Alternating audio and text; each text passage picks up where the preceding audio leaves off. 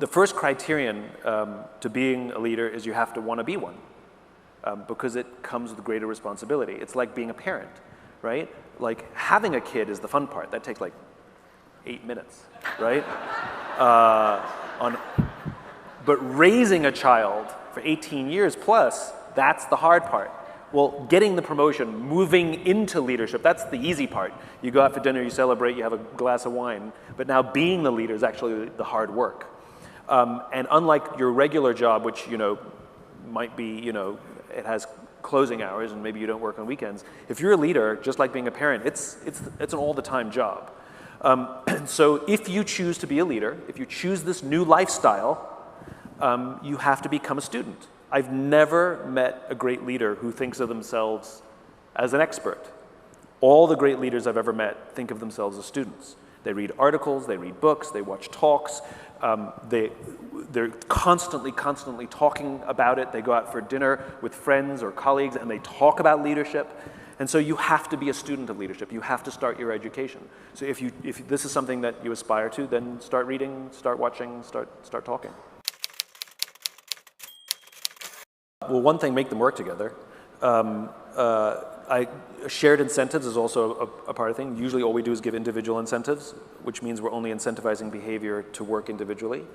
And by the way, incentives don't always have to be financial. It can be just recognition and reward.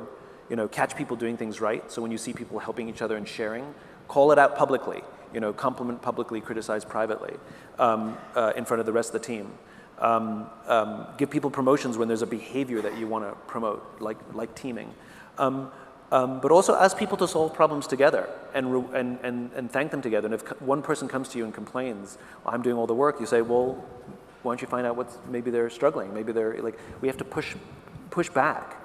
And also, I think the most important thing is leading by example. Asking for help. I mean, when the leader acts like they know everything and they have all the answers, then all it's doing is telling everybody else, you better know everything and have all the answers because that's how you're going to get ahead here.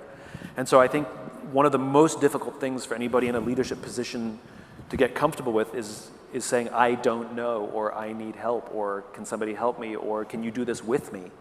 I love working, I love teaming with folks on my team.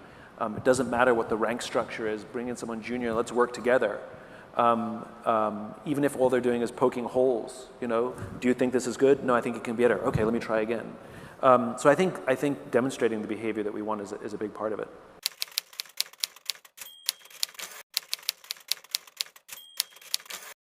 We take accountability away from people and we don't even realize it. Yeah. So we're actually destroying people's confidence or ability to make decisions because we keep answering their questions or making decisions for them.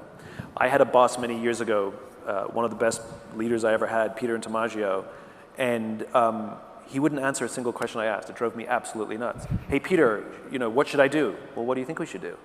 Well, I think we should do this. He goes, well, you should give that a try then. Or he would just ask me questions. He goes, well, have you considered this? I went, no. He goes, well, maybe think about that, But he would never tell me the answer. He'd always tell me the parameters. What he taught me was self-reliance. It was the most valuable lesson I probably ever learned. Very often, somebody will come and say, should we go with blue or green? I'll go with green. Well, we just answered the question. We'll say, go with the one you think we should go with. Well, what should we do here? Make the decision that you think is the right decision to make. And then let them make the decision. And when we give people accountability, the amazing thing is they rise to it. Yeah.